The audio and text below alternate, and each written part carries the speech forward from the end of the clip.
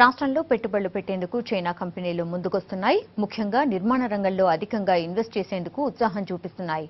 అందులో భాగంగానే కొందరు చైనా కంపెనీల ప్రతినిధులు సీఎం కేసీఆర్ ను కలిసి చర్చించారు. వారికి పెట్టుబడి అవకాశాలను సీఎం వివరించారు.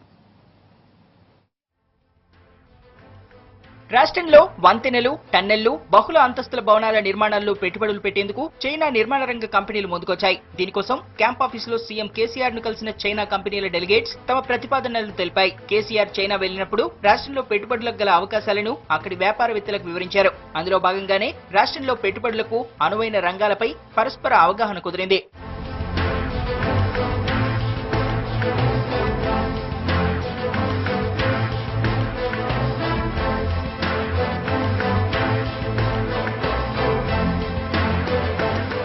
చైనా కంపెనీల ప్రతినిధులు ప్రాజెక్టు ప్రతిపాదిత ప్రాంతాల్లో పర్యటించారు. నీటిపారుదల శాఖ చేపట్టే ప్రాజెక్టులు, టన్నళ్లు తవ్వాల్సిన స్థలాలు, మూసీ నదిపై నిర్మించే బ్రిడ్జ్, హుస్సేన్ సాగర్ రోడ్డును నిర్మించాలనుకుంటున్న అతిపెద్ద టవర్ కు ఎంపిక చేసిన సైట్లను పరిశీలించారు. వాటికి సంబంధించిన నమూనాలు, రిపోర్ట్స్ ని కేసీఆర్ కు వివరించారు. పాలమూరు ఎత్తిపోతల పథకంలో భాగంగా నిర్మించే టన్నళ్లను తక్కువ టైంలో నాణ్యతతో పూర్తి చేస్తామని చైనా ప్రతినిధులు చెప్పారు.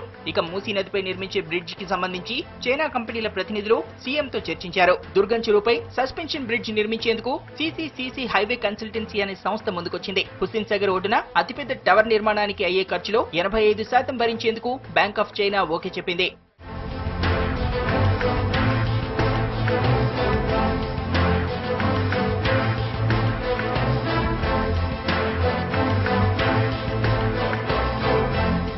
రాష్ట్రంలో భారీ ఎత్తున పెట్టుబడులు పెట్టేందుకు చైనా కంపెనీలు ముందుకు రావడంపై సీఎం కేసీఆర్ సంతోషం వ్యక్తం చేశారు. ఇక చైనా కంపెనీల ప్రతిపాదనలన్నింటిపైన మరోసారి సమావేశమై నిర్ణయం తీసుకోనున్నారు.